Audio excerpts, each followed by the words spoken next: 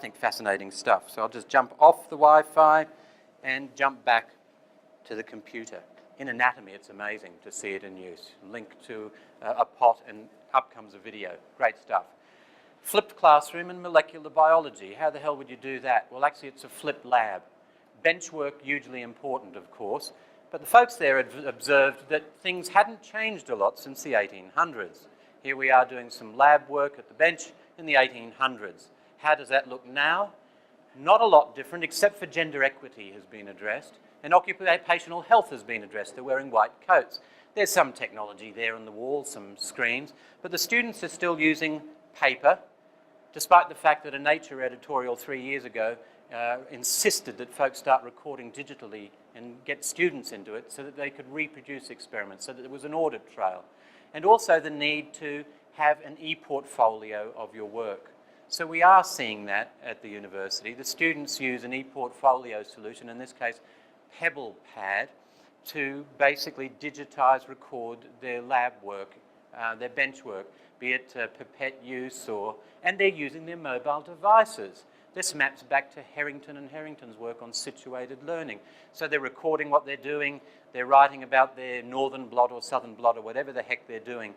The findings that Gareth Denyer has shared with me is that all of the graduate attributes that they're aiming for have been addressed. But there have been some added benefits that they didn't expect. Student creativity has increased. Suddenly, some students are creating videos of their work. He's discovered that there's a lot more reflection by the students because they're more engaged and that they're more accountable. The negatives are they've started to use very informal language in their lab recording, and he's had to drag them in and make sure they're more appropriate. Now, I can't demo all of the million apps that are out there. There are probably tens of thousands that are relevant for higher education.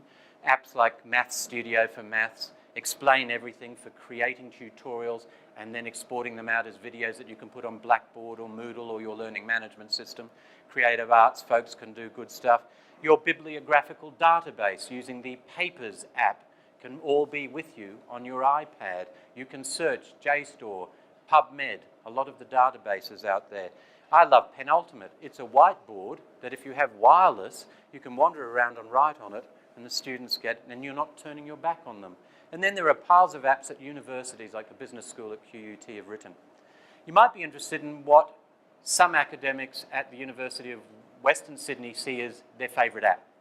I had an exercise where I put up a Google Documents file on the screen with 100 academics, and I got them to input into that document one word, which was, what's your favourite app? And they typed it in. I then cut and paste that and put it into a word cloud app or website like Wordle. Now, a word cloud, basically, the more a word is repeated, the bigger the word is. And I saw this in action at a university in the middle of nowhere, Abilene Christian University in Texas. 2-hour drive through the prairies, the most boring place I've ever been, but we won't go there. And I saw a history class that blew me away because the teacher did the same sort of thing. All the students had their iPads, typed stuff up, it came, created a word cloud. And he asked them, what's the most important thing that happened in the 20th century? World War II, huge 110-point font. Right down there in the corner in 12-point font was women's suffrage. For the next 40 minutes, the lesson was on women's suffrage because that's where he went just in time teaching. But if we look at the app here, and I learned that New Zealand were the first, incidentally, to introduce a vote for women. If we look at apps, the most popular seem to be storage apps on the cloud, but also the Blackboard app, Mobile Learn. They love Evernote for taking notes. I clearly had some plant biologists in there because there's plant, and a bunch of folks who are interested in stats, a data analysis app. I was somewhat disappointed that an academic staff member found that zombies was his favourite app. Now, there's an app I just came across last week called Quip, Q-U-I-P, that looks like it's a good document collaboration app if you want to write that one down. There are a number of people who have become app obsessives, like this chap. Emma.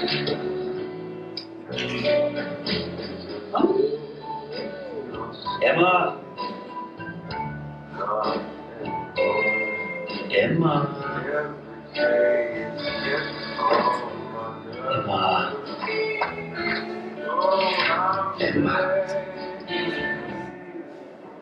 Emma?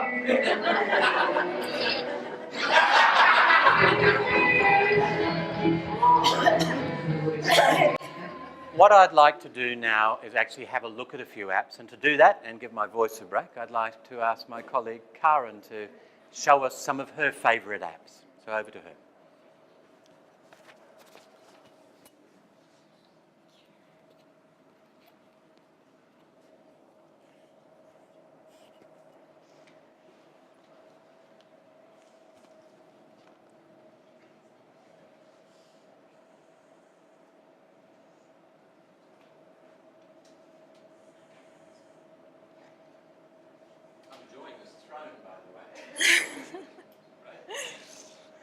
Righto, so as Stephen said, there's so many apps out there, and I definitely cannot demonstrate all of them today.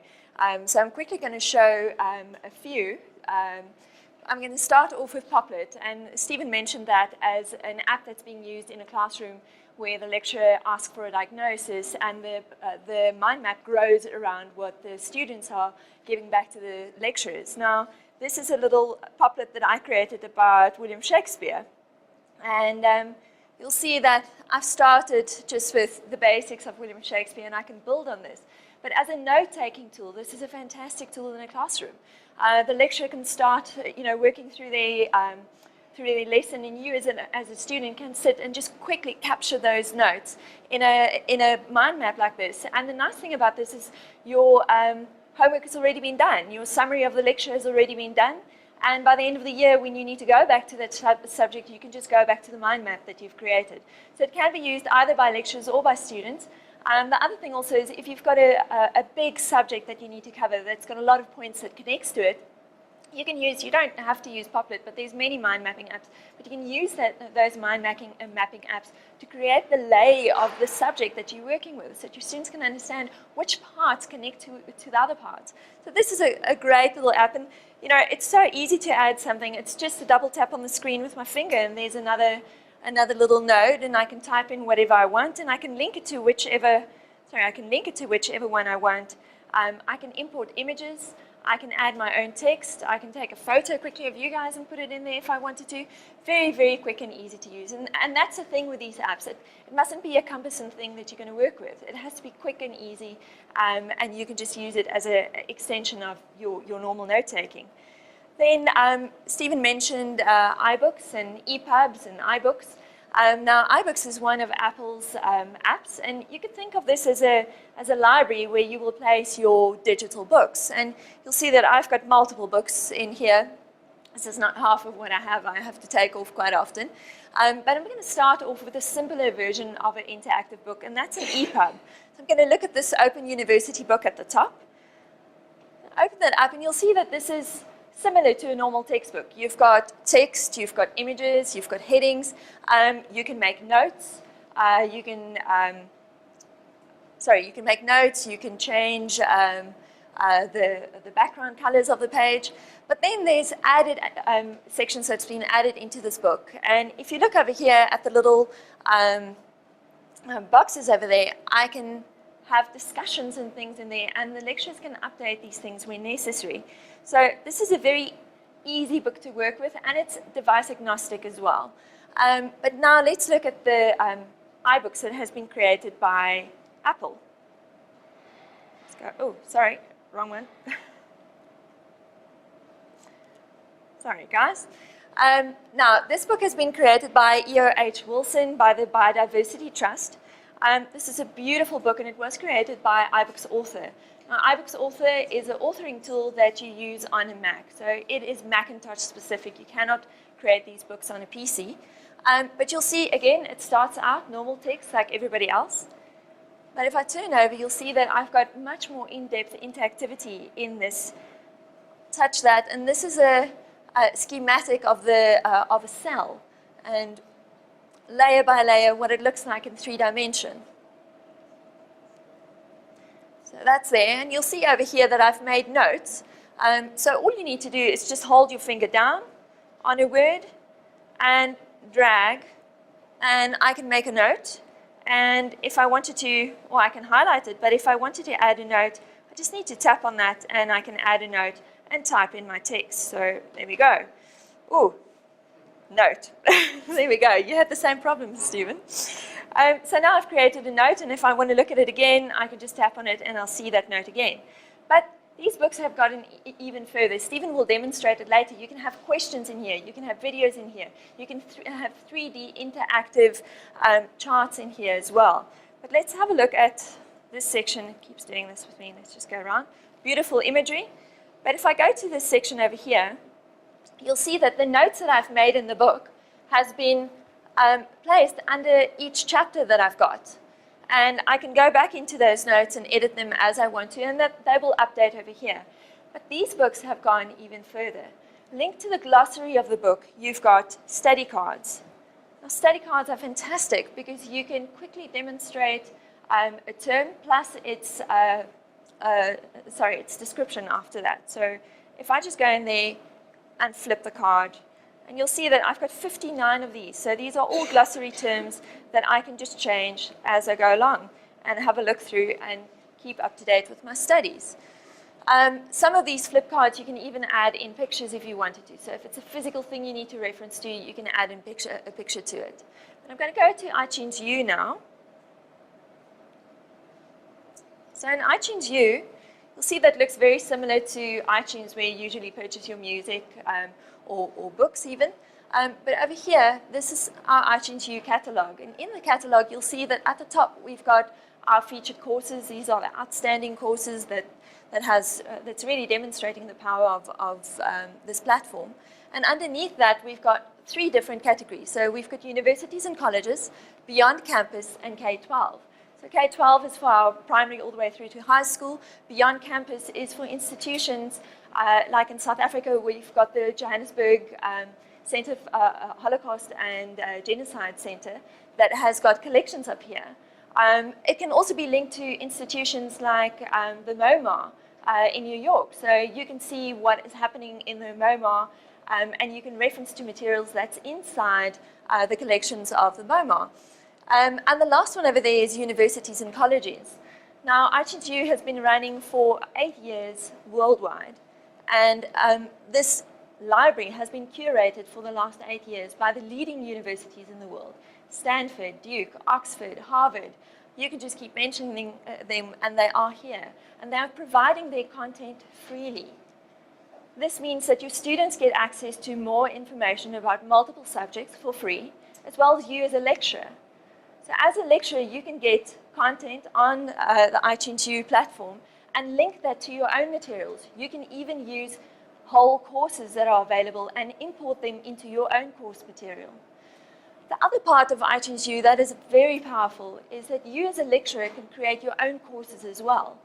And you can publish them publicly, or you can distribute them privately via URL code to your students. So this is a very versatile platform that you can use. And all of this falls under the Creative Commons license, which Stephen will speak about a little bit later. I just want to scroll down a little bit further so that you can see for the faculties, these are all the languages that are available. And for our South African audience, we've got Afrikaans, Zulu, and Xhosa available now, which wasn't available before. If I go down a little bit further, you'll see that these are all the institutions that has been listed.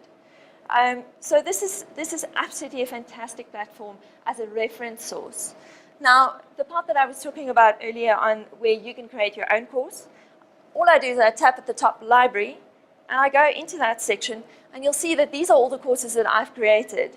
And if you look at this course, this is a course that I created for the University of Johannesburg, for a department that has been struggling with the amount of content that the students have to get through. And we had to find a way to produce or to give the students their content so that they can learn more and faster, because they've had to implement tutorial group upon tutorial group and made the group smaller and smaller and smaller, but they're still having a problem. So we created this iTunes U course, and you'll see that over here, this is the schedule of the course throughout it's a 7-week course that we've worked on. And these are all the lecturers' notes that we've added in here, and also the planning of what's going to happen next in the course. But I'm quickly going to look at a week's work. So the first thing we've got at the top is the attendance register. So as soon as the students walk into the class, They select the attendance register and they register immediately with their name and with their student number, and that goes to a cloud-based storage. The lecturer gets it back in a Excel spreadsheet. Then underneath that, we've got all the topics that the lecturer will talk about, but you'll see that the assignments that they have to do to prepare for the lesson that they have to attend is underneath that. So they've got reading that they need to do. They need to look at their essay that they're going to do in their tutorial. So this is to prepare the students for what is coming next. But I just want to show you the last part, and then I'm going to hand over back to Stephen, is the last bit over here. If you look here at materials, these are all the materials that we are uploading for the students so they get access to it immediately. In this course, students have to study a lot of movie material that holds reference to their course. And the lecturer had a big problem to distribute those movie clips because the students don't always have time to go look at it, or they don't know where to find it, or all sorts of excuses. Now, we take that short little clip, the 2 minutes out of the movie that they need to see, and we add it into a course. It's that one over there, and all they need to do is tap on it, download it, and it's housed on their iPad, and they can keep going back to that video. You'll see all the other materials that we've added in. We've got links to apps, we've got links to websites, and we've got videos down here as well as PDF documents that she's created. Now she can give all of her material to her students instead of relying on them taking notes, taking pictures, and trying to keep up with the lecture. Good example. Thank you.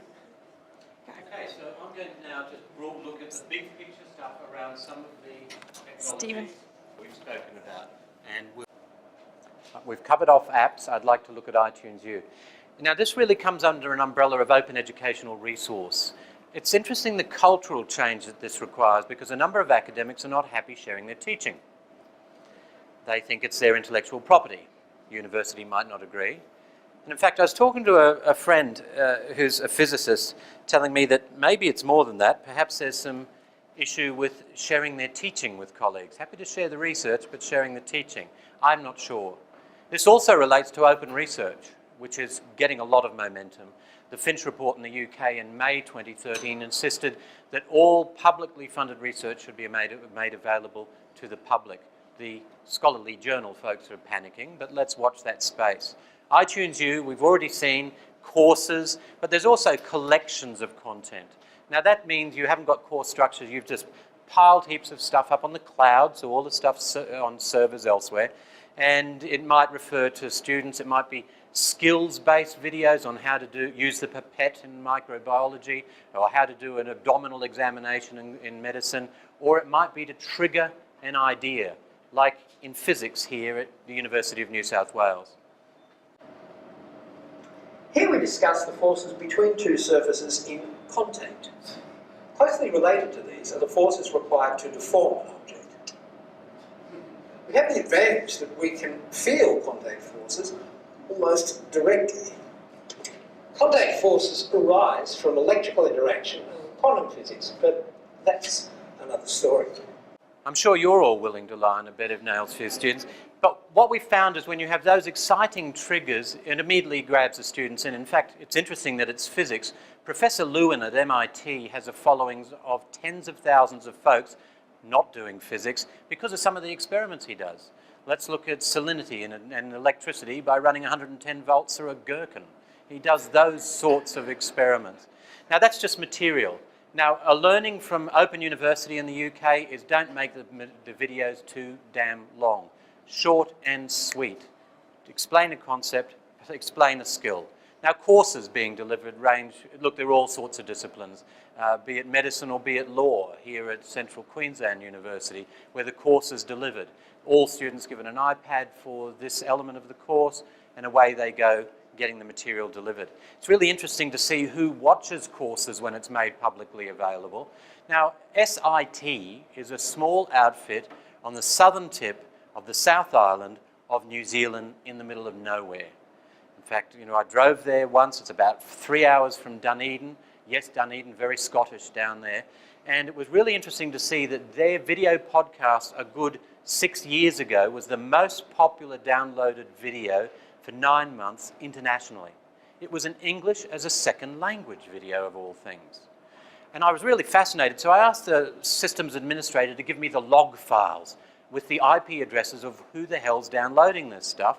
And I thought, what a good idea, why don't we map that to Google Earth? So the yellow pins you see are computers that downloaded this lesson. Now, there are folks obviously in Australasia who had a look at this.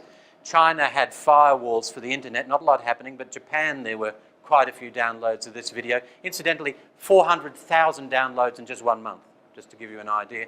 Let's go to Europe. So this is 400,000 data points on Google Earth.